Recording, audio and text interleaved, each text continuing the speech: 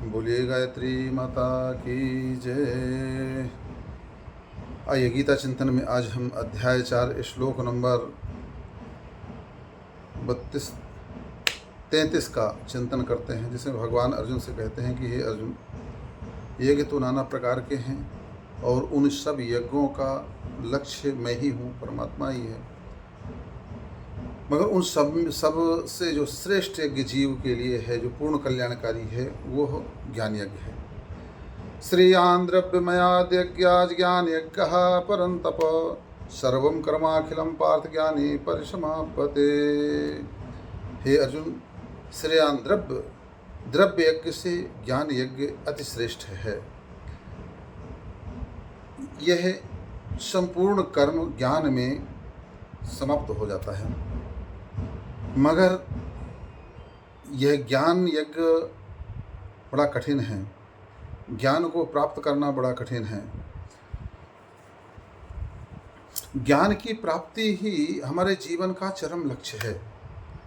हम जो भी कुछ भी धार्मिक क्रियाएं करते हैं, धार्मिक अनुष्ठान करते हैं, उनका सबका कहीं ना कहीं हमें उस ज्ञान की प्राप्ति का ही प्रत्यक्ष या परोक्ष रूप से यह लक्ष्य होता है।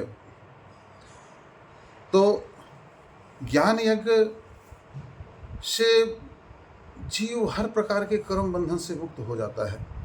सारे कर्म उसके उस ज्ञान यज्ञ की अग्नि में समाप्त हो जाते हैं। मगर वह मिले कहाँ से ज्ञान यज्ञ? वो कहाँ करें, कैसे करें? तो बोले उसके लिए तद्विद्धि प्रणिपातेन पर प्रश्नेन सेव्या उपदेश्यन्ते ते ज्ञानम ज्ञानिनो तत्व दर्शनः। ये 34वें श्लोक में भगवान ने कहा है। उस ज्ञान को प्राप्त करने के लिए तुझे किसी ज्ञानी गुरु की शरण में, किसी ज्ञानी की शरण में, किसी तत्ववेत्ता की शरण में जाना चाहिए। और कैसे जाना चाहिए?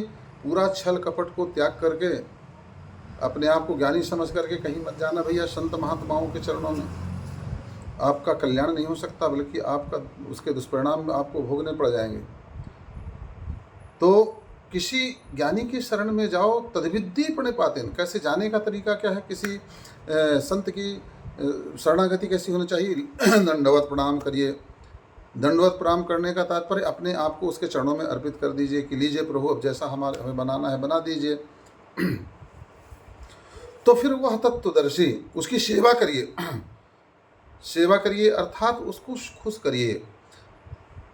और जब उसका अंदर से वह आपके ऊपर प्रसन्न हो जाएगा, खुश हो जाएगा, तो फिर मुझे वह तत्व को जानने वाला तत्ववेत्ता आपको तत्व ज्ञान से आलोकित करके आपका उद्धार कर देगा।